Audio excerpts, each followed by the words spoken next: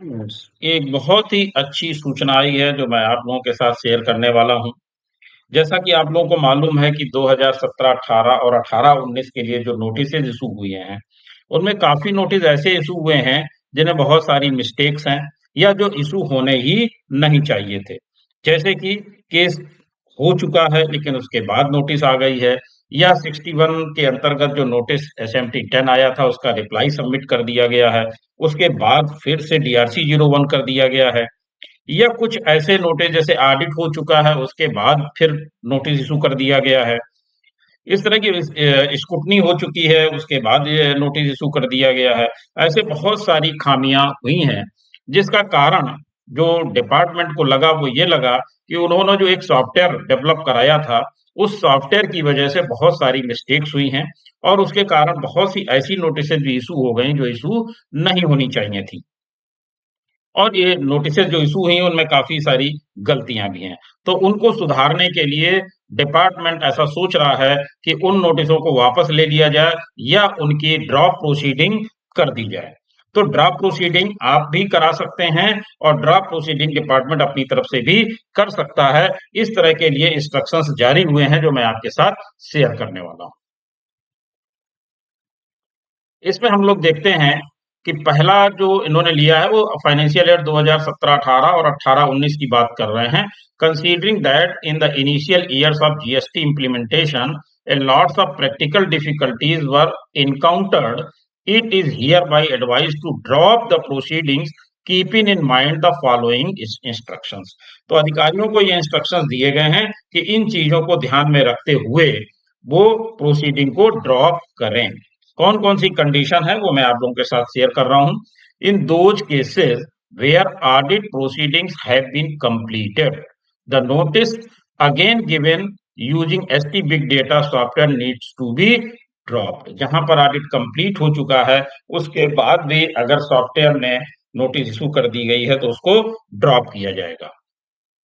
The cases where written scrutiny proceedings have been completed and notice again issued using ST Big Data software needs to be dropped to the extent of para which are already covered in this in provision a previous notice. तो अगर इनको फिर से notice चला गया है जो कि स्क्रूटनी में पहले प्रोसीडिंग हो चुकी है वो भी नोटिसें ड्रॉप की जाएंगी। तीसरा है the cases where advisory summons proceedings have been completed and notices again issued using big data software needs to be dropped to the extent of para which are already covered in advisory public summons proceedings.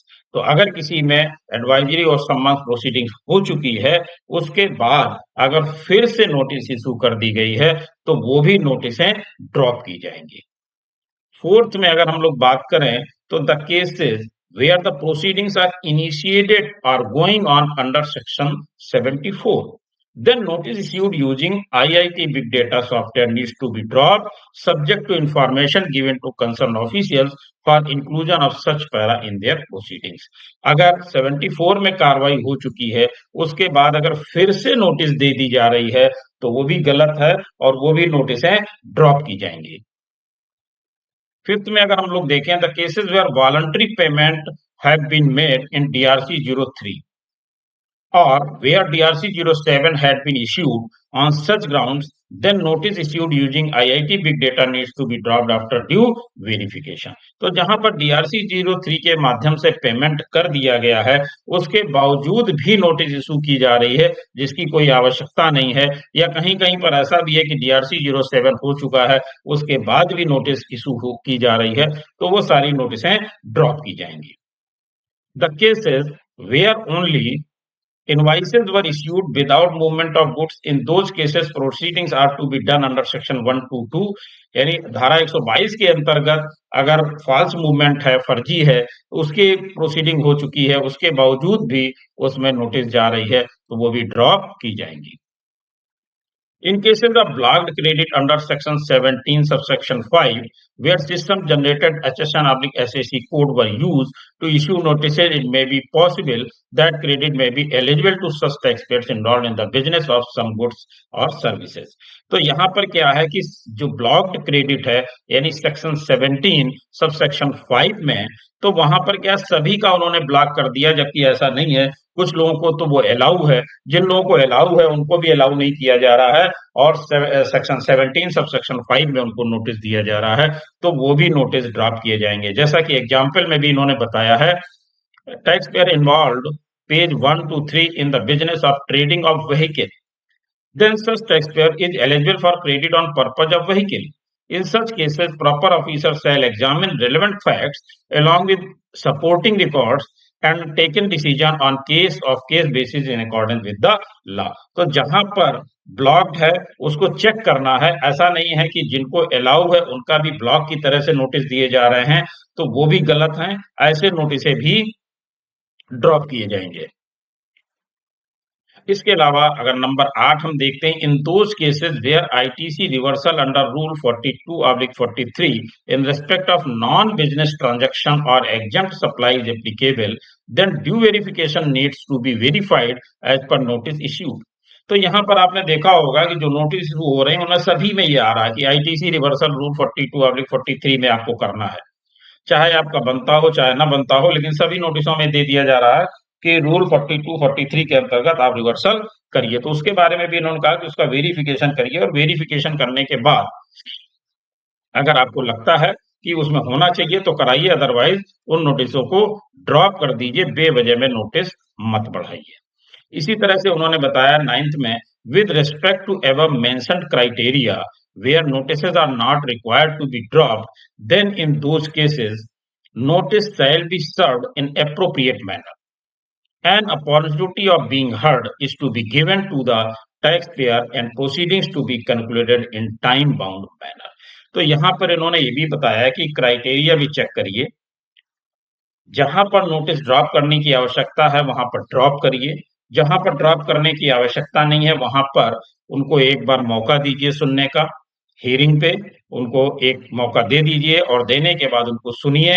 अगर उसके बावजूद लगता है तभी करिए, otherwise notice को drop कर दीजिए। तो यहाँ पर मौका भी देने की बात कही गई है कि ऐसे ही आपको उनके ऊपर नोटिस इशू नहीं कर देना है। अगर उसमें लगता है तो उनको मौका दीजिए, सुनिए, और उसके बाद ड्रॉप करना है तो ड्रॉप कर दीजिए। The above instruction shall be followed strictly, यानी ये इंस्ट्रक्शन स्ट्रिक्टली फॉलो करने हैं। The case where the notice are required to be dropped, then neither any written submission is to be called for nor a taxpayer is required to be called. यानी उसको कुछ submit करना, return submission करे या उसको बुलाया जाए, ये जरूरी नहीं है। अगर आपको लगता है कि नोटिस ड्रॉप करने योग्य है तो उसको ड्रॉप कर दिया जाए। To be called for any personal hearing, किसी भी पर्सनल हियरिंग की आवश्यकता नहीं है। अगर आपने उसको क्राइटेरिया चेक कर लिया है और नोटिस ड्रॉप करने योग्य है तो उसको ड्रॉप कर दिया जाए। In such cases, the proper officer, after recording reasons, shall drop the proceedings on the basis of facts and contents of each cases. तो ऐसा नहीं है कि एक तरफ से सारे ड्रॉप करने हैं, उनको चेक करना है और उनके फैक्ट्स को और कंटेंट्स को चेक करने के बाद उनको प्रोसीडिंग को ड्रॉप करना है और रीजन भी रिकॉर्ड करने हैं। A taxpayer must be informed about dropping of proceedings without fail wherever applicable. जहां कहीं भी आवश्यकता है तो वहां पर टैक्स पेयर को भी जो ड्रॉप करने की इंफॉर्मेशन है वो जरूर से जरूर दे दी जाए। तो इससे काफी कुछ फायदा होने वाला है। हालांकि ये जो है आसाम के लिए है, ये जो इशू हुआ है इंस्ट्रक्शन, ये आसाम के लिए है, लेकिन चूंकि जीएसटी ऑल ओवर इंडिया एक जैसा है, इसलिए सभी जगह इन चीजों का लाभ मिलना चाहिए। Thank you.